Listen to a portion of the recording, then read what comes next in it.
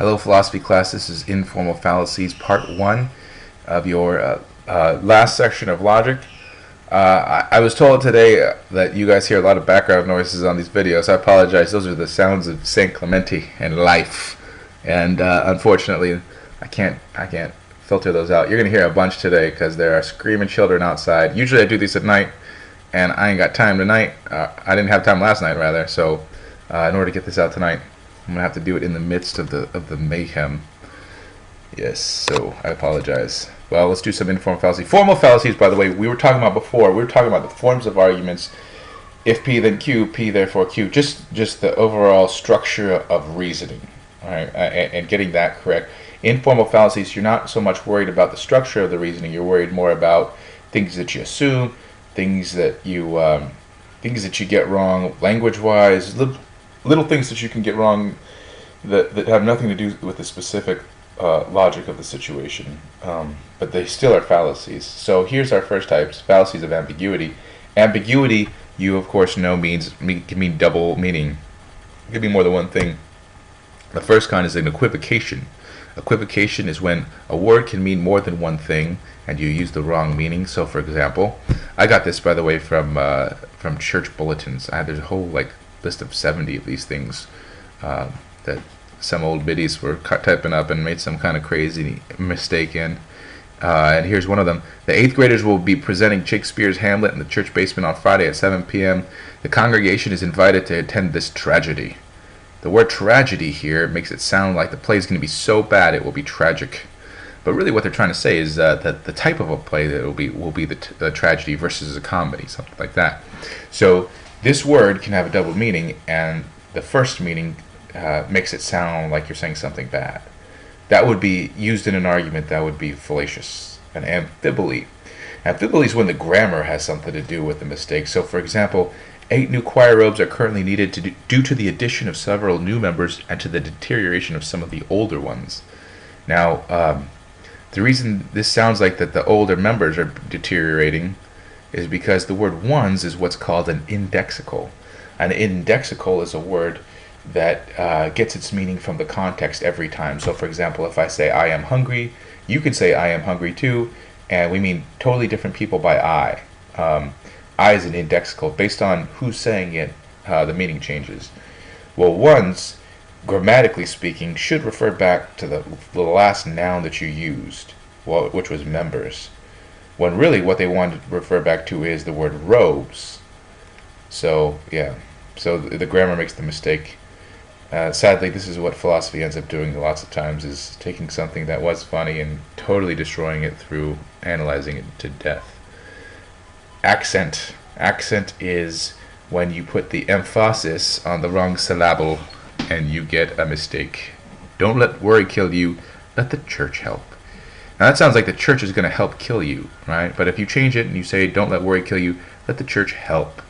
That sounds like the church is helping you. Based on what the accent is, it might sound like a threat or a promise, I don't know. Fallacies of relevance. These are things that you could do that are irrelevant to the argument. For example, attack. You could attack and your attack could be irrelevant. You can have an appeal to force, an argumentum ad baculum, and don't worry about the Latin here. An appeal to force. Accept this argument or I'm going to beat you up. Now, this kind of force doesn't necessarily need to be physical force. It could be, just threats of like losing your job or something. I don't know. Getting grounded, something like that. Argumentum ad hominem. Now, here, I would actually, I'm not going to quiz you on this, but for a real world, you'll hear ad hominem eventually. Ad hominem means to the man, when you attack a person rather than an argument. Generally, when the ad hominems come out, when the names come out, that means that the person you are speaking with no longer has anything intelligent to say, so they are going to call you names. That's how you know that you've probably won an argument, where they have nothing more to say. There are abusive, like where you just call names, like this guy's an idiot, don't listen to this person. Or there is circumstantial, when you attack something about the person that has nothing to do with the actual argument. So, for example, here we would have a person that maybe, let's say, witnessed a murder, right? And as the defendant's lawyer would say, well, but listen, this guy believes in UFOs. How can you believe that he actually saw a murder? Well, me believing in UFOs has nothing to do with me being able to see a murder. That's totally nothing to do with my abilities here. I don't necessarily believe in UFOs. So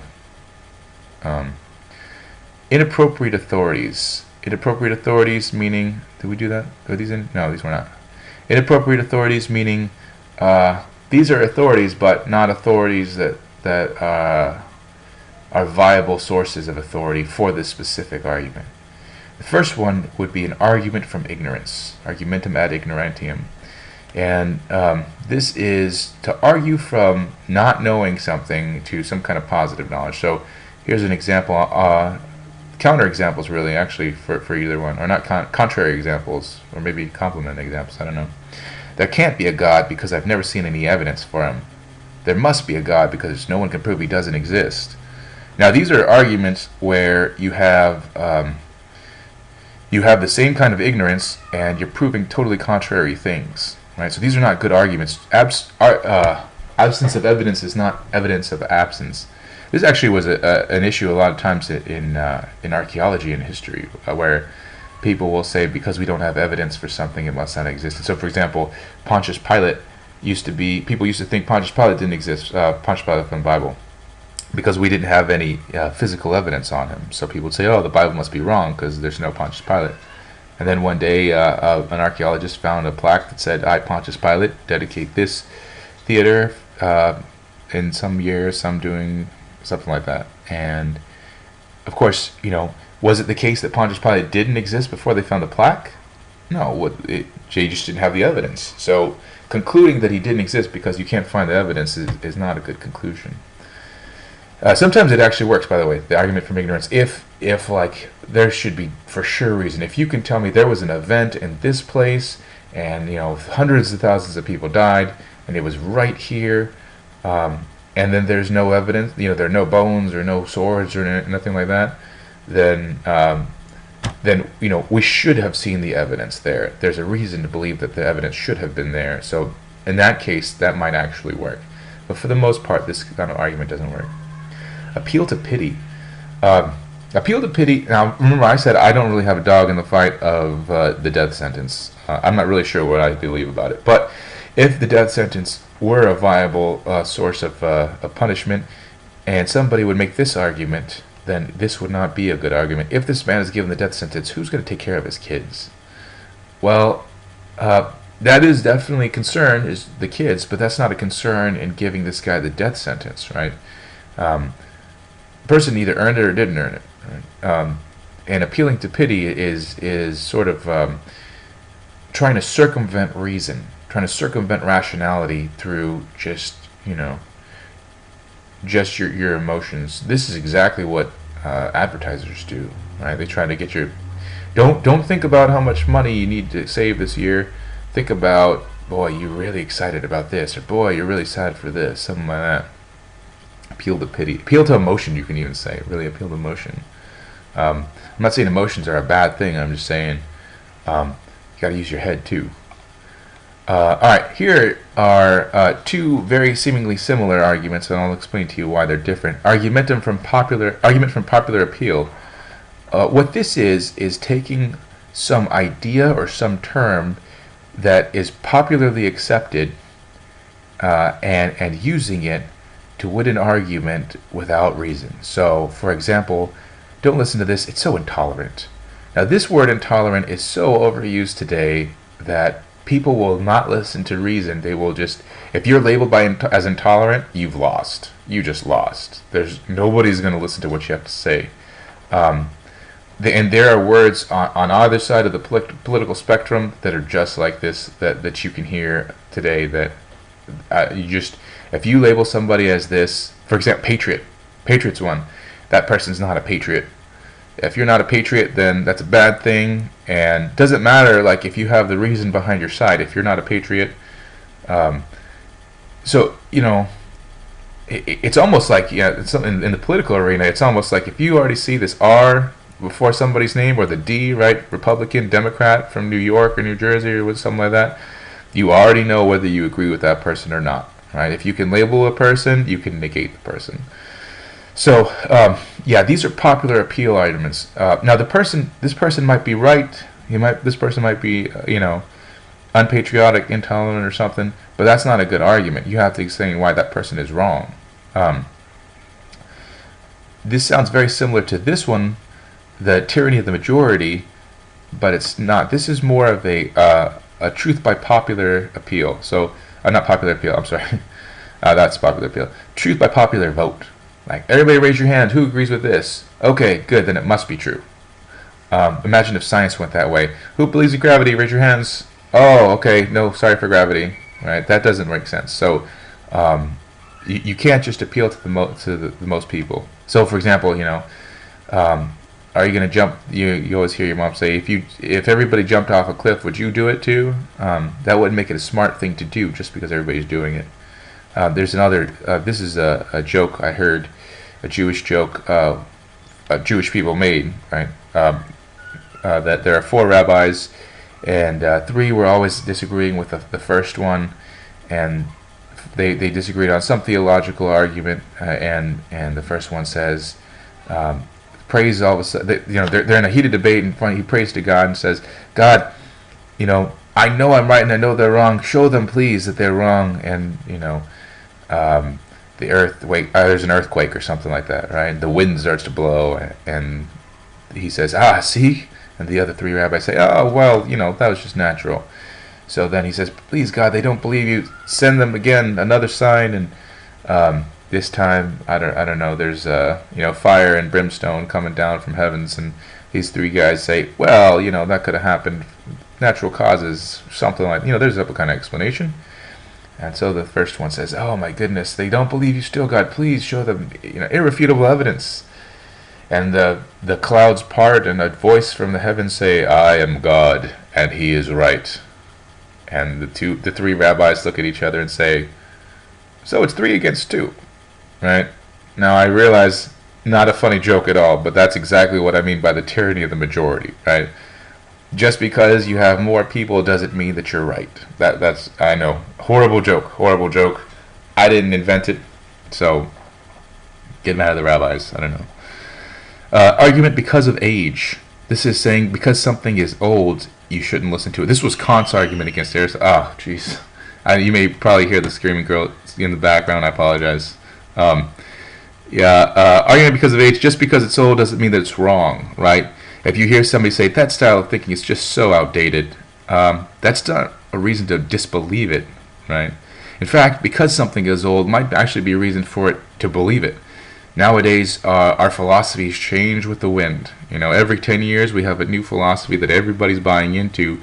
Some things have been around for years and years and years, like Aristotle and Plato. They've stood the test of time, whereas these things aren't going to be here tomorrow. These things have been around for thousands and thousands of years. How Victorian, right? Somebody else argued, though, one of my other students argued, and I do buy this too, you could also say that there's the opposite argument. Because something is too young, you don't believe it. So, for example, the same thing, maybe I'm not... Maybe I'm worried about, oh, well, this is a young thing, so I'm not going to listen to it, right? This is brand new, I'm not going to listen to it. That's also not necessarily a good argument, right? It may be a reason to trust the older one over the younger one, but that doesn't make one right over the other one, right? You have to still go on the reason. So that was a good argument someone gave me once. Appeal to the future. This would be where somebody says, hey, we don't have the evidence for something, but we will eventually get that evidence. Therefore, my argument goes through. No, if you don't have the evidence now, you can't appeal to future evidence. So, for example, let's say you have a conspiracy theorist that says, we haven't found out who really killed JFK yet, but we will. Well, that's not a good argument. Hasty generalizations. This is where you have a small population of people and you say, therefore, a large population of people, or a small population of something, therefore, a large population. Everybody says it's true. I asked all my friends, and they said so. Your friends are a small group of people. Everybody is a large group of people. Just because your friends are saying it doesn't mean everybody agrees with that. Statistics have all kinds of crazy errors like this. So, when you see polls, when people will do polls, the larger number of people that they poll, the more likely it is to be an accurate poll. In other words, more likely to represent what everybody believes. Also, in polls, you have to worry about whom did they ask, what kind of questions they asked. Mark Twain once said, "There are lies, there are damned lies, and then there are statistics." And what he means is that statistics can be notoriously manipulated in all kinds of ways. Here's just one of them: hasty generalizations. Getting a small population and applying that to a large population. But you can also do that not just in statistics, but you can do that in, let's say, science. You say, I see I look out my door and I see 3 swans and they're all white, and I say, therefore all swans are white. No, you need a lot more population of swans before you can make that conclusion. Post hoc ergo propter hoc. This is after this, therefore because of this. This is believing that because one thing always follows another thing, the first one is the cause of the second one. So, for example, this was David Hume, by the way. You may remember, for the billiard balls. He said, so it would be like saying the rooster must cause the sun to come up because every time he crows, it rises. So you have to show some kind of natural link between the two of them that explains how one causes the other. It's just the constant following one upon the other doesn't prove a link necessarily. A lot of the times, the question is which one causes which one. Anyway, tu quoque, that is like saying same to you. So, for example, if your dad says, "Hey, you should get a job while you're over summer," you could say, "Well, Dad, you didn't have a job when you were a kid." Well, if your dad has a good reason for you to get a job, it doesn't matter what he did. Even if he is not living up to his own standard, even if he's being a hypocrite. I'm not saying your dad's a hypocrite, by the way. That's not what I mean at all. That's just the first thing that popped in my head. But yeah, even if he's being hypocritical, that doesn't mean that he's wrong. He might actually be right. In fact, he might be telling you something because he found out that he's wrong. He was wrong before, and he might be right this way. Those are the informal fallacies that we'll do for part 1. Enjoy them, live them, love them, know them, and I will see you.